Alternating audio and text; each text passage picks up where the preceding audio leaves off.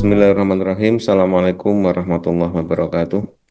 Baik, Bismillah, Alhamdulillah, wala haula wala quwata illa billah, amma ba'd. Baik, Bapak Ibu sekalian dan juga adik-adik sekalian, mahasiswa pasca sarjana, khususnya di Prodi Magister Pendidikan Teknik Elektronik dan Informatika yang berbahagia.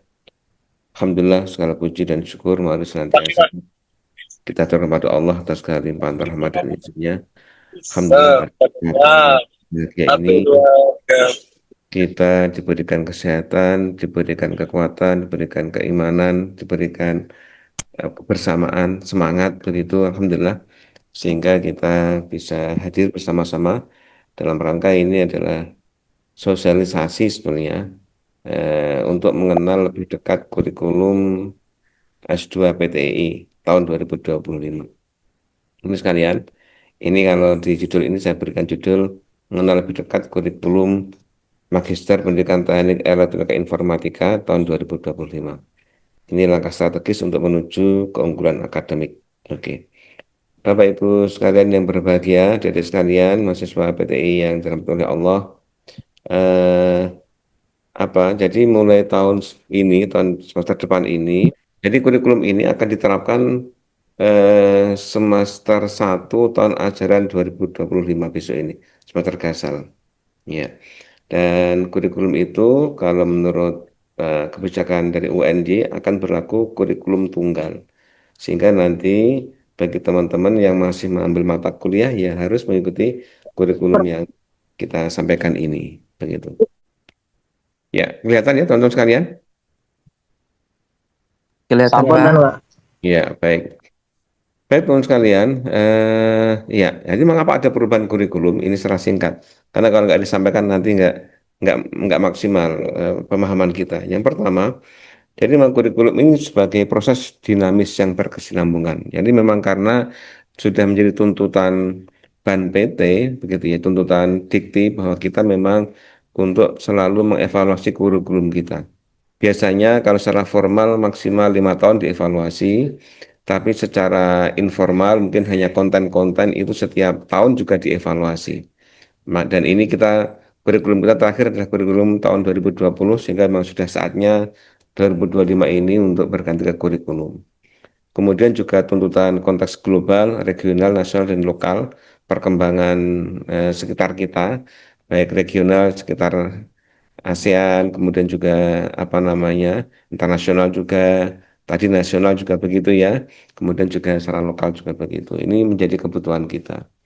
Kemudian berikutnya adalah memang kita membutuhkan SDM yang baru yang tentu harapannya seiring perkembangan zaman ini juga memiliki kompetensi yang berbeda. Dunia terus berkembang, begitu kan, maka kita juga butuh penyesuaian dengan kondisi itu. Maka butuh kapabilitas SDM yang berbeda. Maka ini kemudian kita kita menjadi juga pertimbangan kita ya. Bagaimana SDM-nya unggul, kemudian juga kreatif, inovatif, kemudian juga critical thinking, kemudian juga bisa menjadi problem solver, etika, kemudian juga adaptif dan yang lain-lain. Kemudian juga perkembangan industri, era industri 5.0 sekarang ini juga menuntut kita untuk terus berubah. Kemudian pendekatan kurikulum yang modern saat ini adalah outcome based kurikulum. Nah ini kan, jadi bagaimana nanti semuanya berbasis pada outcome. Kemudian juga kita evaluasi, barangkali memang kita lihat bagaimana kurikulum kita yang kemarin, apa yang kurang, maka kemudian kita adakan perubahan itu. Nah, kalau landasan perubahannya, kita ada landasan filosofis, ya sebagaimana yang kita pahami tentu di Indonesia ini ya nilai-nilai Pancasila, begitu, kemudian juga nilai-nilai spiritual, kemudian kalau di UNJ ini kan karakter building, karakter in education ini menjadi perhatian, begitu. Jadi leading in character education ini juga menjadi perhatian untuk yang kita pegang sebagai landasannya. Kemudian landasan sosiologis, ya perubahan sosial budaya yang ada di sekitar kita. Landasan psikologis, ya pembelajaran yang saat ini menuntut pembelajaran yang modelnya adalah pembelajaran orang dewasa. Karena apa namanya, memang seiring perkembangan zaman ini, teknologi sudah luar biasa, teman-teman barangkali tanpa harus hadir di kelas kadang-kadang gitu. Kadang-kadang lebih cepat daripada dosen atau gurunya. Maka ini kan juga perlu diadopsi ya. Ya. Kemudian juga mengintegrasikan kognitif, afektif, psikomotorik juga menjadi bagian pertimbangan kita. Lalu secara historis ya kita di UND ini dulu backgroundnya juga ada dari IKIP gitu ya. Kemudian juga nilai-nilai budaya di Yogyakarta ini juga menjadi bagian menjadi perhatian kita. Lalu yuridis, nah ini yang terbaru ada PP 53 tahun 2023. Ini 2 tahun lalu ya, ini ada PP yang saat ini sedang apa ini digunakan begitu. Walaupun ada wacana akan ada peninjauan ulang yang sedang ditinjau. Tapi saat ini sedang peraturan ini sedang apa dilaksanakan atau sedang digunakan begitu ya. Nah, PP tahun 53 tahun 2023 ini diantaranya bahwa jumlah SKS S2, langsung saya S2-nya ya, itu berkisar antara 54 sampai dengan 72. Di antaranya begitu ini PP ini. Makanya ini kan kita harus berubah. Adalah landasan juridis juga ini. Nah, gitu. Oke, kalau yang kemarin kan kita masih sekitar 40 sampai 45 ya. Barang begitu.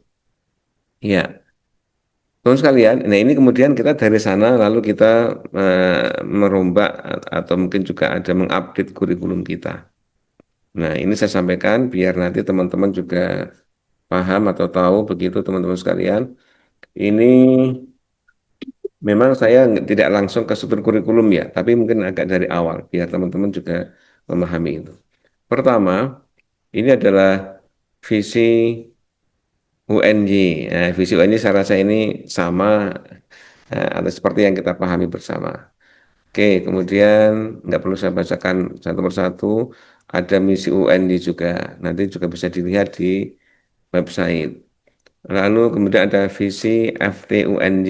Jadi FT juga punya visi menjadi fakultas berkelas dunia yang unggul, kreatif, dan inovatif berkelanjutan di bidang vokasional dan keteknikan. Ini visi FT-UNJ. Lalu ini misi FT-UNJ. Nah, kemudian, oh sebentar, mestinya ini, oke ini dulu. Kemudian ada visi keilmuan. Ini menjadi visi keilmuan kita. Sebentar teman-teman. Ini visi keilmuan prodi kita, teman sekalian. Nah, jadi saya sampaikan yang terbaru ini, visi kita apa ini? Mengembangkan inovasi pendidikan dan pembelajaran vokasional bidang teknik elektronika dan informatika atau teknologi informasi berbasis teknologi cerdas yang unggul, kreatif, dan inovatif secara berkelanjutan. Nah, ini barangkali menjadi perhatian kita ya. Karena mangkor kita ini kan Magister Pendidikan Teknik Elektronika dan Informatika. Sehingga memang apa namanya ya nggak bisa dipisahkan. Memang kita masih ada nanti nilai pendidikannya. Sehingga di awal itu adalah mengembangkan inovasi pendidikan dan pembelajaran. Walaupun nanti kita mengajar ini kan juga nggak harus di sekolah ya. Bisa menjadi guru, dosen, atau mungkin juga diklat yang ada di perusahaan, atau mungkin juga dimanapun gitu ya pendidikan ini.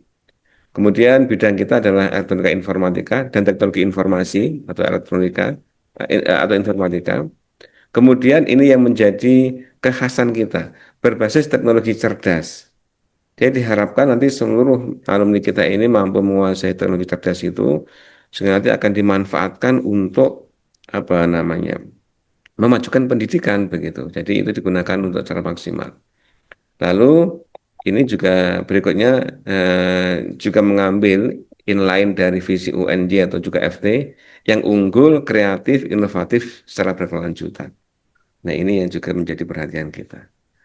Baik teman sekalian, nah tadi sebelum ini, nah ini tadi yang saya lewat tadi ya. Ini adalah tahap pengembangan kurikulum. Jadi kurikulum itu dibuat tidak langsung ada strukturnya, gitu tidak tentu ya. Tapi kita membuat kurikulum ini adalah ada tahapannya, teman-teman sekalian. Apa tahapannya? Ya tentu kita pertama dari mengevaluasi kurikulum kita ya. Juga stress tadi. Nah ini, ya, ini kan juga masukan-masukan dari alumni, stakeholder, ya masyarakat. Ini kita punya masukan dan diharapkan memberikan masukan-masukan tadi itu gitu apa namanya semua stakeholder tadi itu. Nah Termasuk makanya teman-teman yang lulus, nanti kalau Anda lulus, maka dimohon diminta diharapkan untuk nanti berkenan mengisi eh, tesis tadi. Ini kan Anda diminta mengisi kuesioner nanti ketika lulus ya. Harapannya nanti memberikan umpan balik untuk kita. Ini kita gunakan ketika kita mau mengevaluasi kurikulum seperti ini. Kemudian juga ada SWOT analisis. Nah, ini kan juga di SWOT. Bagaimana apa tantangan kita apa, hambatan kita apa, kekuatan kita apa. Semuanya begitu di SWOT. Dari sana, kondisi perkembangan zaman, kekuatan kita, dan macam-macam, baru kita mulai nyusun kurikulum. Nah, kurikulum kita susun itu adalah tadi pertama dari visinya apa, misinya apa, begitu. Baru kemudian kita masuk ke membuat profil lulusan. Apa ini? Jadi artinya nanti lulusan kita ini profilnya kayak apa? Nah, gitu ya, teman-teman sekalian, biar tahu. Jadi Anda bisa membayangkan kalau saya kuliah di S2 PTI ini kira-kira nanti saya akan menjadi apa ya? Itu di profil lulusan itu wujudnya. Kemudian berikutnya ada kompetensi lulusan, learning outcome. Atau mungkin ada mengatakan capaian pembelajaran lulusan, CPL gitu ya. Nih. Nah, ini apa ini? Ini adalah nanti ketika lulus itu lulusannya bisa apa? Kalau profil itu adalah profilnya menjadi apa, kalau kompetensi lulusan ini adalah dia bisa apa nanti kira-kira. Nah, dari profil lulusan kayak apa dan dia nanti akan bisa bisa apa begitu ya, maka baru kemudian eh, di, diturunkan. Lalu ini butuh bahan kajian apa gitu ya. Jadi kompetensi yang seperti itu membutuhkan bahan kajian, membutuhkan kemampuan apa kira-kira adik-adik sekalian ini ya akan kita bangun. Nah, kemudian dari situ setelah bahan kajian baru nanti akan di breakdown, maka membentuk mata kuliah gitu ya. Mata kuliah nanti dari struktur kurikulum dulu, ada struktur kurikulumnya kayak apa. Lalu bagaimana mata kuliahnya. Lalu bagaimana rancangan pembelajaran per semesternya. Lalu bagaimana strategi pembelajarannya. Bagaimana strategi penilaiannya. Nah, begitu. Jadi ini adalah langkah-langkah untuk membangun sebuah kurikulum. Oke, sekalian tadi ini misi kita sudah. Nah, kemudian kalau misi kita ini ya saya rasa saya baca poin yang besar aja ya. Jadi menyelenggarakan pendidikan akademik dan profesional dalam bidang PTI begitu, lalu melaksanakan penelitian, tadi menyelenggarakan pendidikannya, lalu melaksanakan penelitian juga untuk terus mengembangkan keilmuan, lalu kita pun juga diminta untuk melaksanakan pengabdian masyarakat, kemudian juga menerapkan tata kelola yang bagus, manajerial yang bagus ya, lalu kemudian membangun kerjasama dengan berbagai bidang baik luar maupun dalam, baik pendidikan maupun industri dan semuanya. Nah, gitu. Kalau visi itu adalah impian, misi ini kan kendaraannya, kayak apa nanti tahapan-tahapannya untuk menyampai ke visi tadi itu. Nah, seperti ini ya, misi kita. Tujuannya apa ya tadi itu saya menghasilkan sebenarnya, menghasilkan lulusan yang kayak apa, yang kayak tadi itu ya, yang kayak di profil atau yang punya kompetensi kayak tadi itu. Nah, ini kan menghasilkan lulusan yang seperti apa. Nah, ini adalah tujuan kita. Oke, baik. Nah, teman sekalian, kita sekarang masuk profil lulusan kita. Teman sekalian, ini yang kurikulum terbaru ya. Jadi yang terbaru yang 2025 ini, teman-teman sekalian, profilnya nanti Anda bisa ngukur ya. Kalau nanti saya ini lulus, harusnya saya jadi apa nih? Pertama menjadi pendidik profesional di bidang teknik elektronika dan teknologi informasi. Pendidik. Pendidik ini bisa dosen, bisa guru, bisa trainer gitu ya, bisa pelatih. Nah, di bidang elektronika dan teknologi informasi. Nah, ini. Yang kedua, profilnya apa? Menjadi peneliti. Nah, dalam bidang apa? Dalam bidang teknologi cerdas untuk pendidikan. Harapannya kita menjadi peneliti. Lebih luas nanti yang peneliti apapun itu.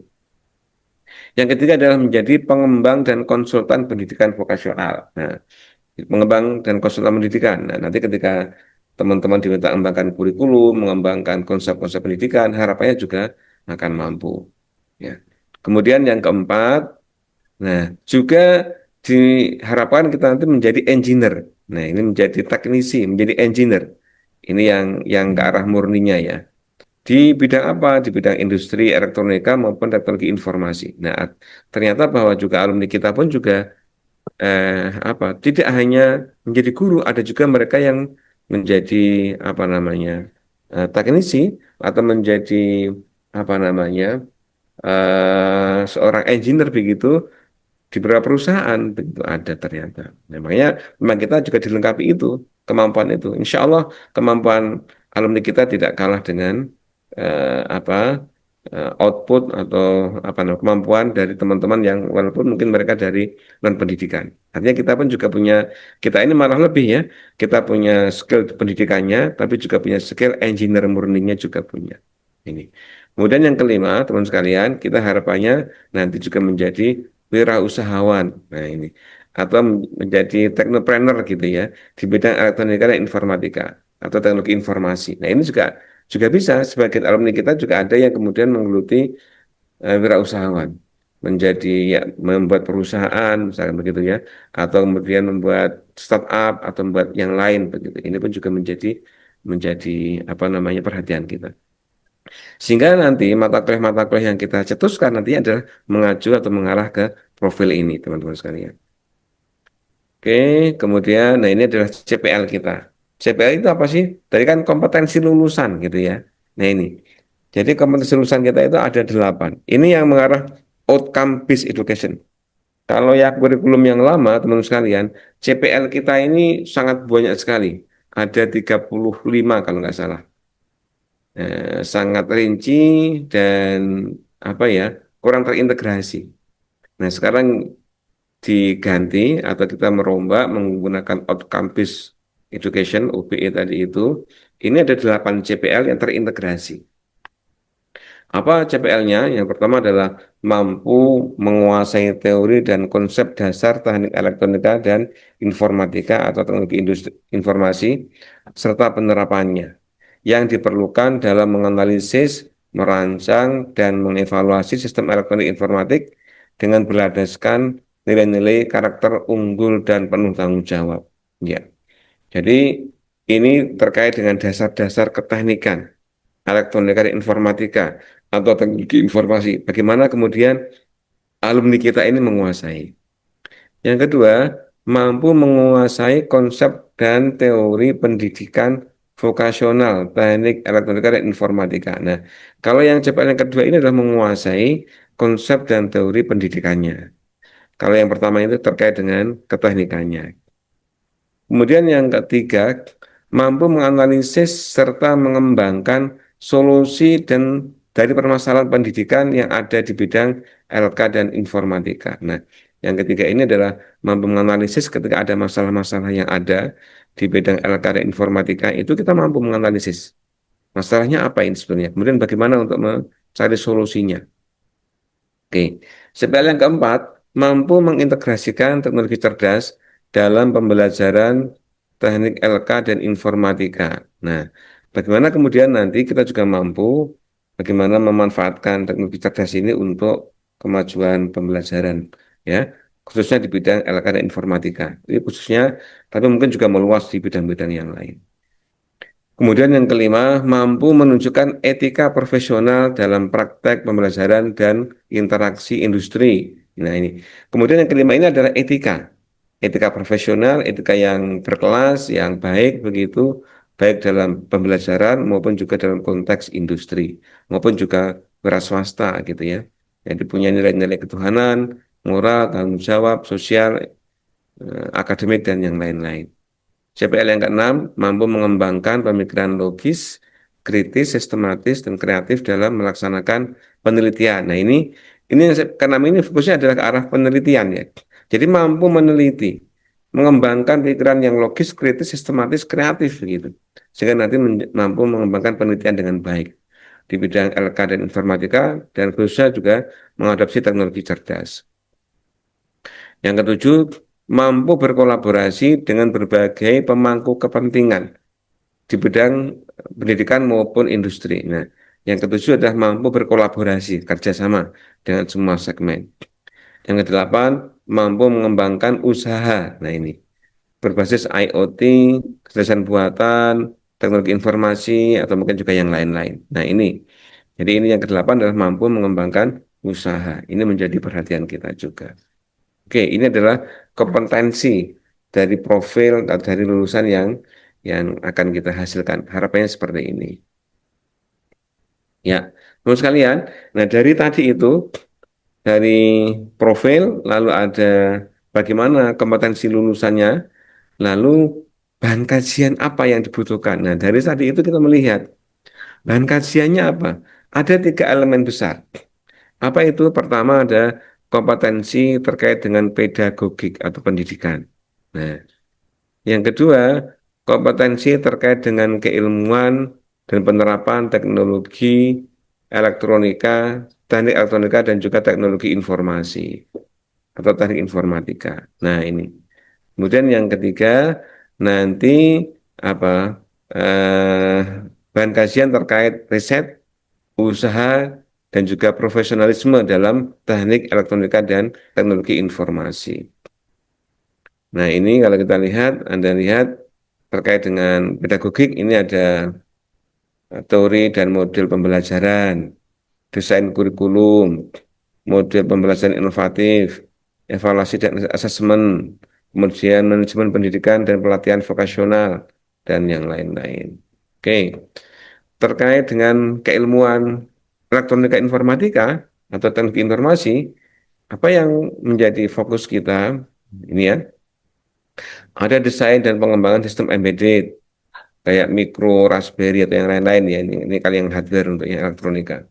Kemudian pengembangan sistem informasi dengan pendekatan kontemporer, pengembangan media pembelajaran digital dan imersif, jaringan dan keamanan siber, dan rekayasa perangkat lunak, pengolahan sinyal digital dan juga komunikasi data, teknologi robotika dan otomasi industri, cloud computing dan edge computing, penerapan blockchain dalam pendidikan, penerapan IoT dalam pendidikan, teknologi 5G dan juga komunikasi nirkabel, sistem kendali cerdas dan smart device, prinsip-prinsip elektronika medis, mesin learning dan deep learning, keamanan dan etika, penerapan AI, data science, big data, dan lain-lain. Ini yang menjadi kajian terkait dengan keteknologiannya.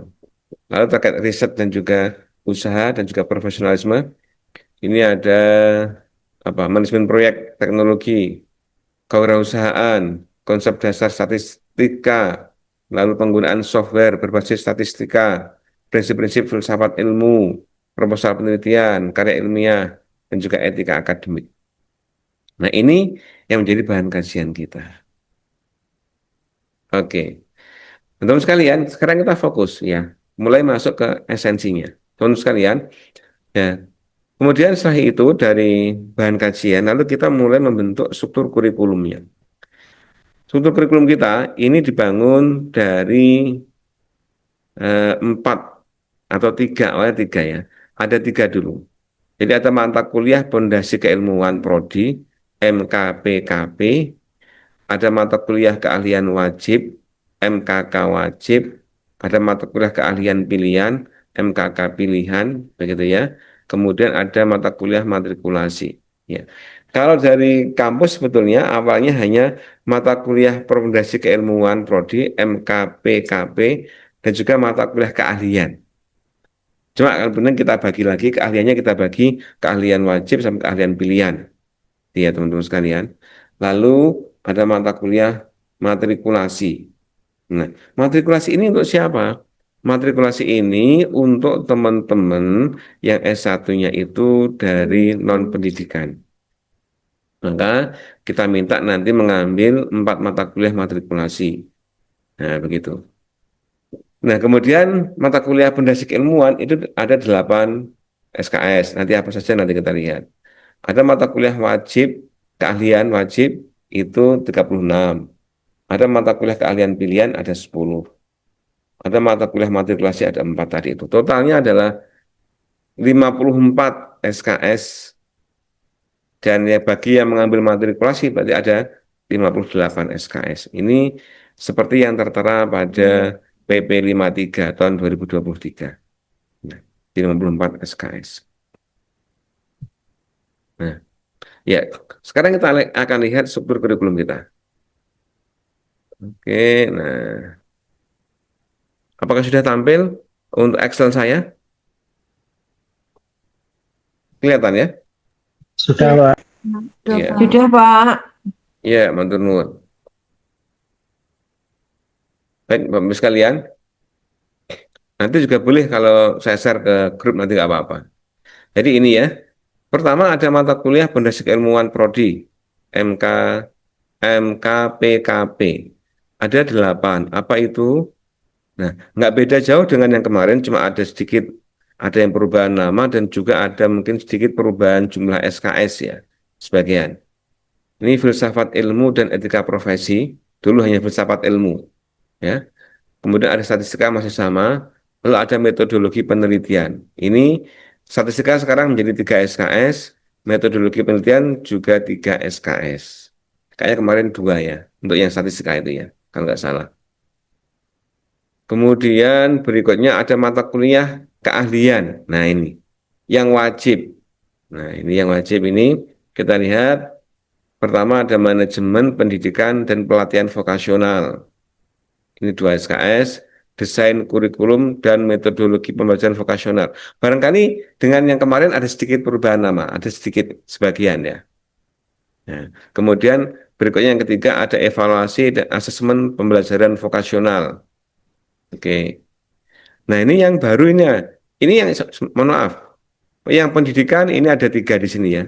Selain tadi ada yang bersifat ini dasar, kemudian yang keahlian ini, keahlian yang terkait pendidikan ini yang kelihatan sekali kan ada 3 ini ya. 1, 2, 3 di awal ini. Kemudian yang keempat, ini membekali tentang wirausaha. Ada mata kuliah baru, namanya Technopreneur dan Startup Digital. Nah ini 2 SKS. Oke, kemudian ada manajemen sistem informasi, ini sudah ada sebelumnya. Cerdasan buatan, ini ada juga sebelumnya. Nah, ada mata kuliah baru juga, karena tadi kan fokus kita adalah pembeda kita dengan prodi lain yang ada di mungkin univ lain, ada teknologi cerdas. Maka itu kita kuatkan. Ada tambahan satu lagi mata kuliah yaitu Deep Learning dan Natural Language Processing, NLP. Nah, ini ada mata kuliah khusus di sini. Di samping cerdasan buatan, ada Deep Learning dan NLP. Kita bedakan di situ. Oke, kemudian sistem multimedia, ini seperti yang kemarin masih ada. Lalu manajemen jaringan komputer, ya, teman-teman sekalian, masih ada juga di sini. Kemudian sistem tertanam dan Internet of Things, kurang kurang panjang ya, sebentar. Ya. Sistem tertanam dan Internet of Things. Nah, di sini ada ini. Kemudian, nah, proposal dan seminar tugas akhir magister. Nah, di sini muncul di sini ya, teman sekalian. Teman-teman sekalian, ini kalau IoT ini kemarin ada nama IoT saja, sekarang ada nama sistem tertanam dan IoT. Kalau kemarin IoT ini hanya pilihan hanya untuk elektronika, sekarang ini menjadi mata kuliah yang bersifat general ya, semua wajib untuk mengambil. Kemudian berikutnya ada proposal dan seminar tugas akhir magister. Ini nama tesis sekarang diganti ini ya. Sebentar, nama yang seminar dulu ini. Seminar proposal ini, proposal seminar. Oke.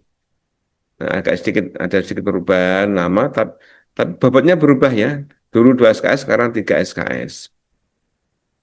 Kemudian penulisan karya ilmiah, ini mungkin masih ada sama ya, 3 SKS.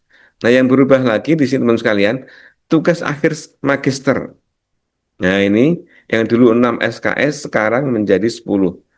Dulu namanya tesis, sekarang dinamakan tugas akhir magister. Jadi sebetulnya ketika perubahan dari 46 menjadi 54 itu juga apa teman-teman sekalian? Ada sebagian juga ada penambahan-penambahan SKS beberapa mata kuliah ya. Misalkan kayak tesis dulu 6 sekarang menjadi 4. Kemudian karya ilmiah ini dulu 2 sekarang menjadi 3. Lalu metodologi penelitian ya dulu 2 juga menjadi 3. Jadi sebagian ada yang penambahan jumlah SKS. Oke. Ini yang mata kuliah wajib. Artinya semua wajib mengambil. Kemudian yang bawah ini adalah mata kuliah keahlian, tapi yang pilihan. Yang pilihan ini. Pilihan ini artinya nanti mahasiswa itu hanya wajib mengambil 10 SKS atau kalau masing-masing 2 SKS ini wajib hanya mengambil 5 mata kuliah saja. Ini kan ada 10 mata kuliah pilihannya. Tapi nanti Anda hanya wajib mengambil 5 saja. Apa itu pilihannya? Teknologi seluler dan komunikasi nirkabel, teknologi kesehatan dan elektronika medis, kemudian robotika dan otomasi industri, kemudian pengolahan sinyal dan citra digital. Ini yang kemarin sudah multidimensi ganti ini namanya ya, pengolahan sinyal dan citra digital. Lalu penambangan data dan big data. Dulu kan terpisah ini ya. Data mining dan big data sekarang digabung jadi satu. Penambangan data dan big data. Kemudian user experience design. Ini UX. Kemudian pemrograman lanjut untuk rekayasa perangkat lunak. Oke. Lalu ini ada yang baru, komputasi edge dan cloud. Lalu desain dan pengembangan aplikasi web, keamanan siber dan blockchain. Nah ini, maksud yang baru ini ya, keamanan siber dan blockchain. Oke, jadi ada beberapa mata kuliah baru yang juga muncul juga. Oke, ini yang nanti Anda hanya wajib mengambil 5 mata kuliah. Nah, sebetulnya kalau mau dipisah begitu, LK sama informatika, ini yang 5 atas ini adalah mengarah ke elektronika, yang 5 ke bawah itu mengarah ke teknologi informasi atau informatika. Nah, tapi sekarang tidak lagi kita strict harus begitu. Artinya kalau teman-teman informatika ada yang tertarik mau mengambil yang elektronika boleh, yang elektronika mau mengambil informatika juga dibolehkan. Jadi 1 sampai 10 ini kita bebaskan. Itu ya teman-teman sekalian. Walaupun kalau arahannya sebetulnya kalau kita lihat 1, 2, 3, 4, 5 itu mengacu kepada elektronika, seluler, kemudian LK medis, kemudian robotika, gitu ya, pengolahan citra dan digital dan yang lain-lain ini. Nah, tapi kalau kemudian nanti kita mau mengambil yang manapun itu juga dibebaskan. Artinya tidak harus begitu ya teman-teman sekalian. Ya. Nah, kemudian terakhir ini ada mata kuliah matrikulasi. Ini bagi teman-teman yang berasal dari non-dik dan belum tersertifikasi guru. Kalau non-dik tapi sudah sertifikasi guru ya berarti nggak perlu ngambil yang ini. Ada dua mata kuliah matrikulasi, apa itu? Ilmu pendidikan dan psikologi pendidikan. Ini untuk matrikulasi. Nah, begitu ya teman-teman sekalian. Itu barangkali struktur kurikulum kita.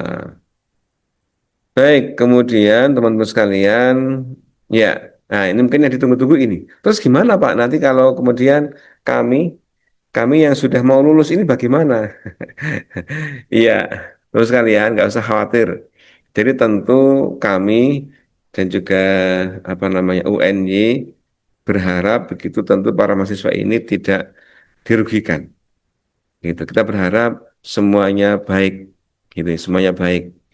Nah, keputusan atau kemarin info dari WR Akademik ya, WRAK disampaikan bahwa mahasiswa angkatan sebelum 2025 itu jumlah SKS-nya masih dibolehkan seperti jumlah SKS saat masuk. Berarti masih dibolehkan 40 SKS. Nah gitu. Jadi nggak harus 54. Tapi kalau nanti kemudian mau 54 mengambil tambahan boleh nggak? Ya boleh. Silakan. Hanya saja ini. Mata kuliah yang lama itu nggak lagi ditawarkan. Sehingga nanti kalau Anda mau mengulang mata kuliah, maka itu mengambilnya mata kuliah yang baru ini. Ada konversinya. Termasuk teman-teman yang kemarin ya, yang intake Januari tahun 2024. Artinya 2024 yang intake bulan Januari, semester genap 2024. Ini kan baru 1 semester ya teman-teman. Nah, itu nanti berarti mengambil mata kuliahnya juga mata kuliah yang baru ini. Hanya memang jumlah SKS-nya teman-teman itu dibolehkan tetap nanti yang penting minimal 40 SKS. Itu bagi yang teman-teman kemarin tahun 2024 dan juga sebelumnya. Dipahami ya. Nah, bagaimana konversinya? Nah, ini saya sudah buat konversi, teman-teman sekalian. Konversi sebetulnya diusahakan memang ini mengacu kepada mata kuliah yang kontennya itu memang memang mendekati atau sama, ya, teman-teman. Tapi memang ada beberapa yang kemudian ya agak agak sedikit beda begitu. Ya, itu hanya karena untuk mengadopsi agar teman-teman tidak dirugikan, yang lama-lama nggak dirugikan gitu. Coba kita lihat konversinya. Ini ya. Ini mata kuliah 2020 yang kurikulum lama, ini mata kuliah 2025 yang kurikulum baru. Kita lihat. Filsafat ilmu.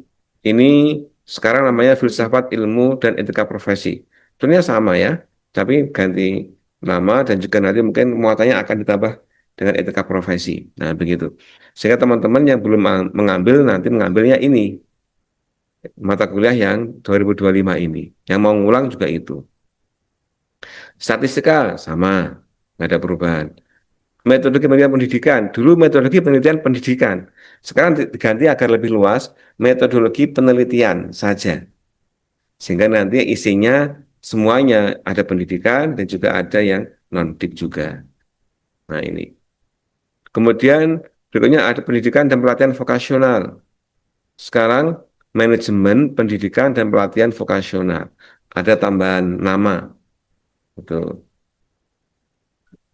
Kemudian sekalian, nah ini mata kuliah TEL, Teknologi Enhanced Learning, ini kita anggap kemarin dalam evaluasi sebetulnya itu sudah masuk kepada mata kuliah yang lain, termasuk di sana kan e-learning sekarang itu kan sudah terbiasa kita lakukan dan juga bisa dianggap masuk ke S1 juga bisa. Sehingga mata kuliah TEL ini kemarin kita delete dari kurikulum kita. Tapi kemudian agar nanti tidak terlalu rugi teman-teman, ini kalau kita carikan persamaannya, sebenarnya ini agak-agak nyambung ya. Kita samakan, kita carikan dengan nanti ada mata kuliah baru, namanya apa? Teknopreneur dan Startup Digital. Tentunya ini mata kuliah baru, beda dengan TEL.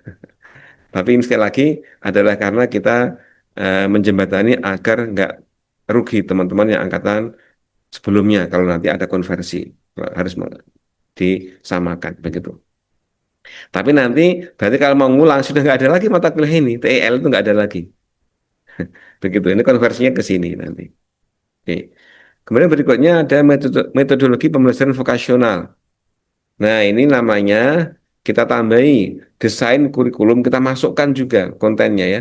Desain kurikulum dan metodologi pembelajaran vokasional. Jadi ada desain kurikulumnya kita jadikan satu. Lalu berikutnya ada mata kuliah evaluasi pendidikan dan pelatihan vokasional. Nah, ini masih hampir sama ya. Hanya namanya sedikit ditambah.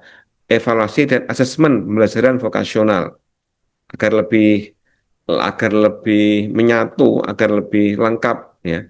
Maka kita tambahi evaluasi dan asesmen pembelajaran vokasional. Kemudian manajemen sistem informasi. Nah, ini teman-teman sekalian, ini masih sama sebetulnya, manajemen sistem informasi juga sama. Nah, hanya saja untuk agar semua nanti punya konversi, ada mata kuliah baru di 2025 itu, ada komputasi Edge and Cloud Computing, komputasi Edge and Cloud, ini juga kita samakan dengan manajemen sistem informasi. Begitu. Nanti kalau misalkan kok ternyata dibutuhkan begitu, ya maka dibutuhkan ini, disamakan ya antara ini. Oke. Tapi secara konten MSI ini masih sama ya, ada MSI di kurikulum yang baru. Tapi mata kurikulum yang lama ada tambahan mata kuliah ini, nanti kalau dicari konservasinya disamakan dengan MSI itu. Kemudian berikutnya ada kecerdasan buatan. Nah ini teman-teman sekalian, ini kita pecah sekarang lebih dua, seperti apa yang tadi saya sampaikan. Kita pembedanya adalah teknologi cerdas untuk pendidikan terutama. Maka di sana muncul yang AI, ini masih ada kecerdasan buatan, tapi kemudian dipecah agar lebih dalam juga, nanti ada deep learning dan juga NLP. Itu menjadi mata kuliah baru. Ada satu lagi ini. Kalau konversinya seperti ini, artinya dulu hanya AI, sekarang ada AI dan juga Deep Learning dan NLP. Ada dua ini. Kemudian proposal dan seminar tesis. Nah, ini saya sama, ya, hanya namanya aja, tesis diganti dengan tugas akhir magister namanya. Lalu penulisan karya ilmiah masih sama, yang beda adalah jumlah SKS-nya. Tesis namanya menjadi tugas akhir magister. Nah, kemudian ada juga mata kuliah lama, tiga mata kuliah itu kita mampatkan. Seakan-akan begitu menjadi satu mata kuliah. Jadi ada mata kuliah yang berkembang, satu menjadi beberapa, ada juga mata kuliah yang kemudian kita gabungkan. Berarti sistem kendali cerdas, robotika, dan juga perancangan sistem elektronik, ini kita anggap menyatu menjadi robotika dan otomasi industri. Jadi satu di sini ini. Lalu berikutnya ada teknik pemrosesan sinyal multidimensi. Kemarin ya, ada sinyal multidimensi. Sekarang nanti menjadi pengolahan sinyal dan citra digital. Oh, kurang ini ya. Dan citra digital.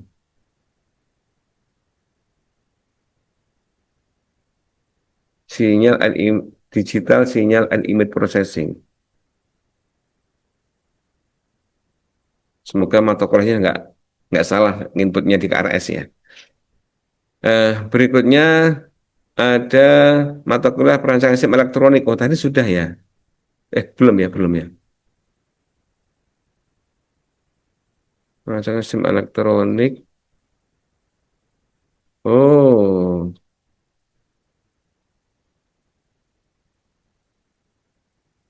iya, iya, iya. Berarti ini mestinya, sorry, teman-teman sekalian. Berarti yang ini tadi, ini nggak masuk ini dalam mata kuliah ya.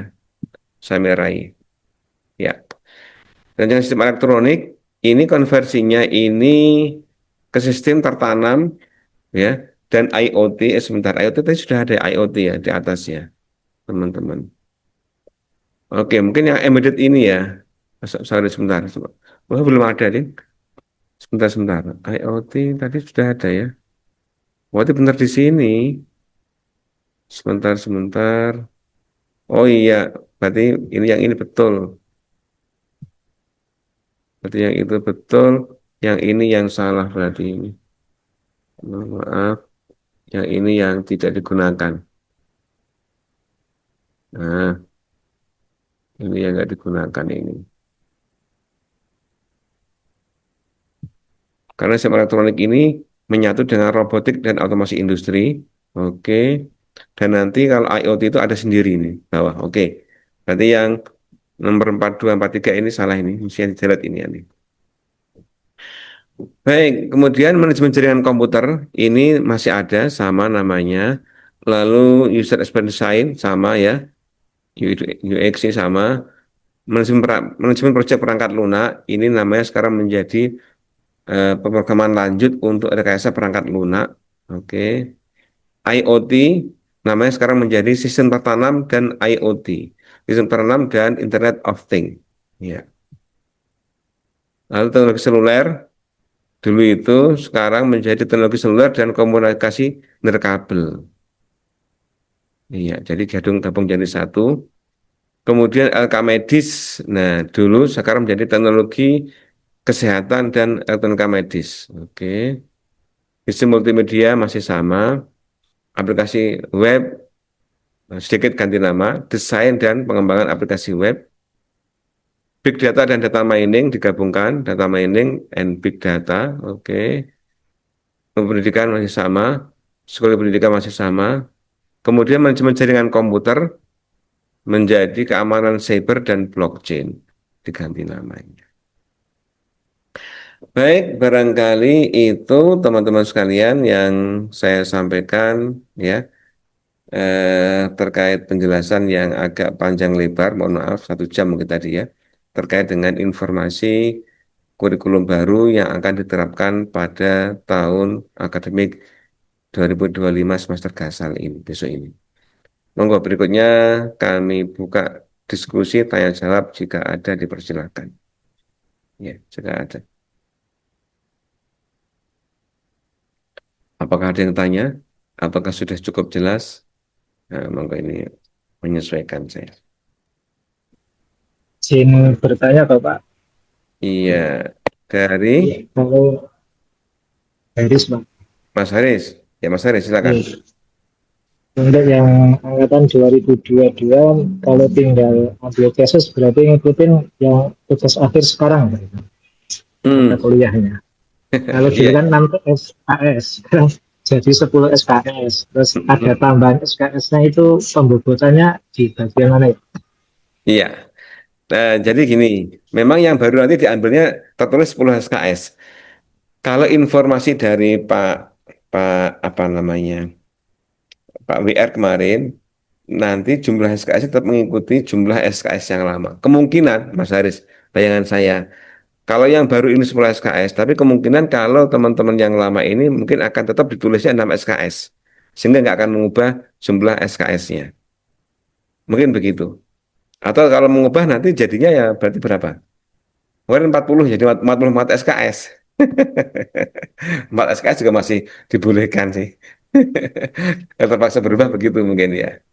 Iya. Tapi insya Allah akan ada jalan. Nanti saya tanyakan ya. Nanti kalau misalkan dulu 6, saya 10, lulusnya jadinya 44 atau 40 SKS gitu ya. Tapi 44 juga masih boleh, nggak apa-apa mestinya. Gitu nanti saya konfirmasi. Tapi insya Allah aman, nggak ada masalah. Oh, ya, Gitu Mas berarti Ari. ya, ya, Pak. Terima kasih informasinya. Ye. Ini ini nanti yang barangkali yang perlu dicermati teman-teman yang angkatan 2024 ya. Baik yang baru masuk kemarin atau sebelumnya. Nah, nanti misalkan ada yang mau mau mengulang atau teman-teman yang masih mengambil separuh kemarin.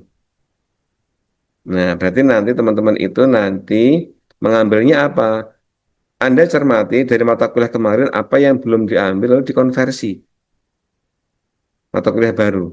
Jadi yang diambil adalah nanti yang muncul di tawaran adalah nama-nama mata kuliah baru.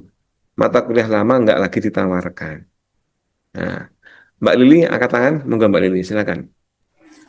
Mohon maaf Pak, izin bertanya. Tadi kan saya sempat lihat itu di mata kuliah, itu ada yang sistem kendali cerdas, robotika, dan juga perancangan sistem elektronik itu kan menjadi satu, jadi robotika dan automasi industri ya Pak. Ya, Nah, kebetulan di kami yang Intek 2024 itu kemarin sudah sempat ambil yang sistem kendali cerdas dan juga perancangan sistem elektronik. Nah, untuk semester besok yang semester gasal ini apakah kita harus mengambil lagi yang robotika dan nggak perlu. Masa nggak perlu, Mbak? Karena Anda sudah mengambil tadi itu, kemudian sudah ada apa namanya, sudah ada konversinya. Walaupun tadi kan 3 yang dikonversi ya. Saya sebetulnya itu adalah pilihan menurut saya. Artinya ketika Anda sudah automasi mengambil, industri itu Pak atau bagaimana? Ambil cerdas dan perancangan sistem elektronik seperti itu Pak. sempat terputus ya. Iya, singkatnya Oh, gini, Mbak Lili. Jadi, sebentar saya tayangkan dulu ya. Sebentar, biar nanti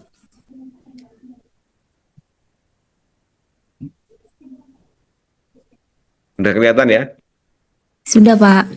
Oke. Tadi Mbak Lili menanyakan yang mana tadi? Oh ini nih ya. Sebentar mana tadi Mbak? Yang Yang tiga. robotik Pak, yang robot yang ada 3 mata kuliah jadi satu. Oke ini ya. Ya Iya Pak. nomor 37. Iya. Jadi ketika Anda sudah mengambil salah satu atau salah dua atau salah tiga, maka Anda nggak lagi perlu mengambil mata kuliah robotika dan otomasi industri. Nah, simpelnya begitu. Jadi Anda sistem monggo nanti jadi ini walaupun misalkan Anda hanya mengambil SKC saja yang 2 belum, berarti ini sudah dianggap lulus salah satu. Kalau kemudian sistem kendali cerdas robotika perancangan ini udah diambil semua Pak. Nilainya ada yang A, ada yang B, ya ambil yang terbaik agar nggak rugi. Nanti kita ambil terbaik kita akan arahkan nanti ketika admin untuk mengkonversi gitu nanti untuk diambil yang terbaik. Sehingga nanti sudah cukup mata kuliah itu.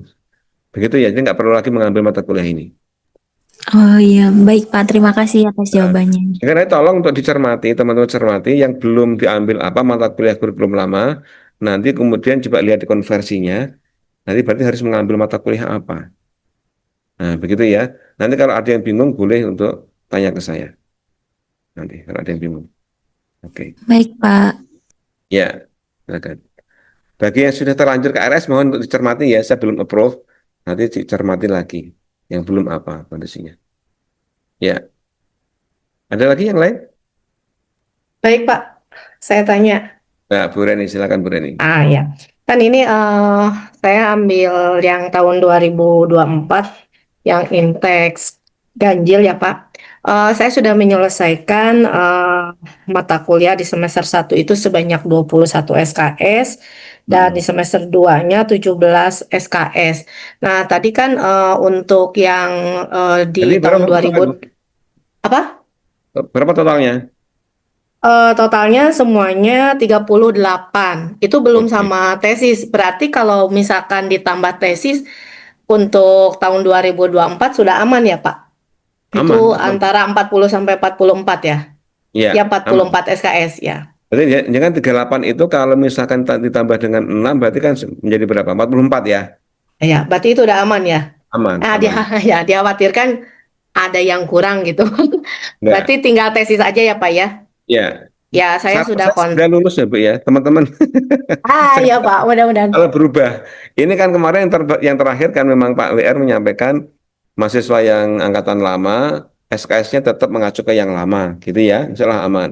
Sehatu kalau ada perubahan kebijakan, kalau perubahan kebijakan semua harus 54, waduh, berarti ada harus ngambil tambahan-tambahan. Makanya saran saya segera lulus saja semuanya. Berarti aman ya Pak, walaupun nanti Aman. itu saya Kalau aman. kontrak yang tugas akhir menjadi 10 SKS itu ya Pak. Tapi Ya, hitungannya tetap 6 ya. ya, ya, insya Allah ambil aja itu, nggak apa-apa.